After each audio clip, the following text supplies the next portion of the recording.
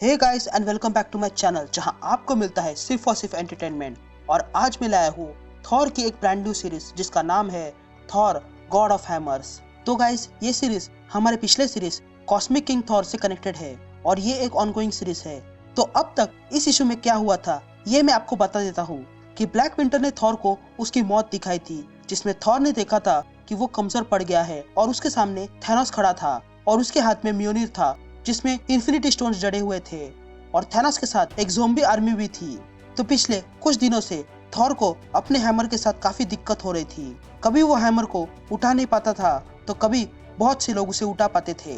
तभी थॉर ने ये सोचा कि शायद थॉर एस्गार्ड का किंग बनने के कारण ही म्योनिर अब उसकी बात नहीं मान रहा है, इसीलिए वो अपने बेकाबू हैमर को एवेंजर्स माउंटेन में छोड़ आता है। लेकिन फिर उसे खबर मिलती है कि वहां से म्योनिर चोरी हो चुका है। तो गाइस वीडियो शुरू करने से पहले एक छोटी सी रिक्वेस्ट, वीडियो को लाइक शेयर और सब्सक्राइब करने की।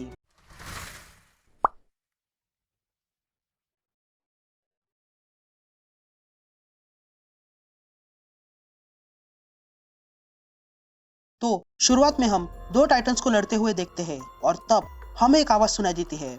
सबसे पहले टाइटन्स हुआ करते थे, फिर elder gods, ancient giants, black winter, the god tempest, king in black, the phoenix, the dark, the light, the blood, the fire और उनका गुस्सा और उनके गुस्से से जन्मा विनाश। लेकिन उसके बाद हमेशा की तरह समय बदलता है। तभी हमें एक कॉमेट को प्लैनेट पे गिरते हुए देखते हैं। तभी हम निडाविलर देखते हैं जहां पर कुछ बनाया जा रहा था और तब वहां उजाला फैल जाता है जिसे ओडिन रोकते हैं और देखते हैं कि वहां पर म्योनिर बन चुका था। तभी हमें फिर से वो आवाज सुनाई देती है। जैसा कि हम सबको पता है कि कुछ भी ज्यादा देर तक नहीं रहता है और ऐसा ही हाल वॉर ऑफ रेलिम्स के वक्त हुआ था जब मैनगॉग बेकाबू हो गया था और माइटी थॉर को उसे मारने के लिए म्योनिर के साथ सूरज में फेंकना पड़ा था और इसी कारण म्योनिर नष्ट हो गया था। लेकिन फिर म्योनिर वापस लौट आया। तभी हम देखते हैं कि थॉर गुस्से में एक्स लेकर आ रहा था और वो आते ही सिर्फ से पूछता है, सिर्फ किसने मेरा हैमर चोरी किया?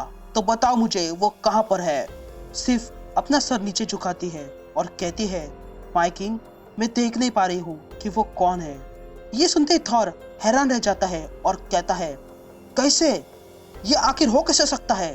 तभी सिर्फ कहती है, थॉर, कोई तो है जो बहुत ही पावरफुल है, जो मुझे म्योनिर को देखने से रोक रहा है।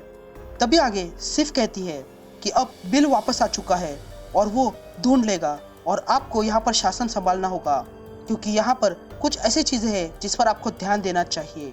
लेकिन थॉर कहता है कि एक किताब है जिसके पन्ने सबसे छुपे हुए हैं, पर एस्गार्ड का राजा उसे देख सकता है और उन पन्नों में अतीत के बारे में बताया गया है और इसमें मेरे पिताजी, मेरे दादाजी, मेरे पुरखों के बारे में और उन सब के बारे में लिखा हुआ है जिन्होंने ये रेलम्स बनाई है।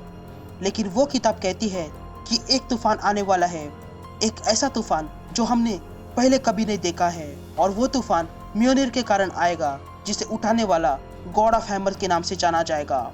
ये किताब कहती है कि वो शख्स एस्गार्ड के सुनहरे राजा को मार डालेगा, लेकिन मैं उस किताब को नहीं बताने दूंगा कि मेरी मौत कैसी हो गई।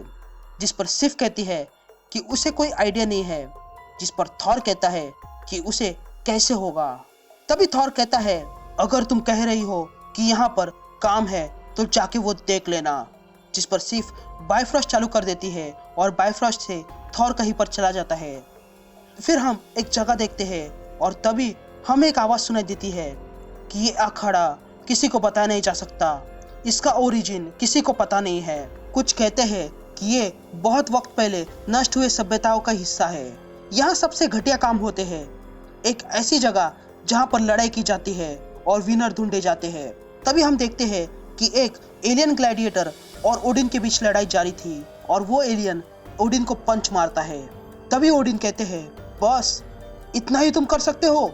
लेकिन तभी वो एलियन ओडिन को लात मारता है और अपने हथियार से मारने वाला ही था कि तभी वहां पर बायफ्रॉस्ट खुल जाता है और वहां पर थॉर आ जाता है और उस एलियन का हथियार रोकता है और कहता है कि वो उसके पिताजी से दूर रहे। और ये कहते ही थॉर उस एलियन को लात मारता है। तभी थॉर ओडिन की ओर हाथ बढ़ाता है और तब ओडिन कहते हैं कि थॉर की बहन एंजेला उसे यहाँ छोड़ गई है।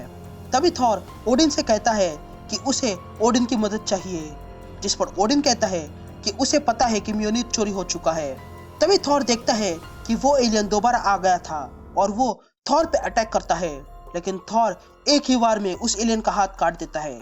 फिर थोड़ी देर बाद हम निडाविलर देखते हैं जहां पर बाइफ्रॉस्ट खुल जाता है और वहां पर थॉर और ओडिन आ जाते हैं। तभी थॉर ओडिन से पूछता है, हम यहाँ पर डॉल्फ के पास क्यों आए हैं? मैं यहाँ पर कोई नया हथियार नहीं बनाना चाहता हूँ, मैं तो सिर्फ अपना म्योनिर चाहता हूँ जो कहीं खो गया है। तभी ओडिन कहते हैं कि निडाविलर के बौने अपने हथियारों को ट्रैक कर सकते हैं क्योंकि वो अपने हर एक हथियार को बनाने के लिए अपनी आत्मा का छोटा सा हिस्सा जोड़ देते हैं। लेकिन तभी वे दोनों भी कुछ देखते हैं जिसे देखकर वो हैरान रह जाते हैं। दरअसल में वो लोग देखते हैं कि सारे गार्ड्स मर चुके थे। तभी थॉर और ओडिन अंदर आ जाते हैं और थॉर कहता है, ये कोई जंग नहीं है, इन लोगों को देखो कैसे बेरहमी से मारा गया है। जिस पर ओडिन कहता है, हाँ तुमने सही कहा, ये जंग नहीं है, ये कत्लेआम है। तभी थॉर और ओडिन देखते हैं कि सारे ड्वार्फ्स मर चुके हैं और भट्टी भी नष्ट हो चुकी है। ये सब देखकर थॉर कहता है, ये सब कैसे हो सकता है? जिस पर ओडिन कहते हैं, बच्चे इनकी तरफ देखो, इन सारे लोगों को कुचला गया है और तुमसे बेहतर कौन जान सकता है क्योंकि इनको कुचलने वाला हथियार तुम ही संभालते थे।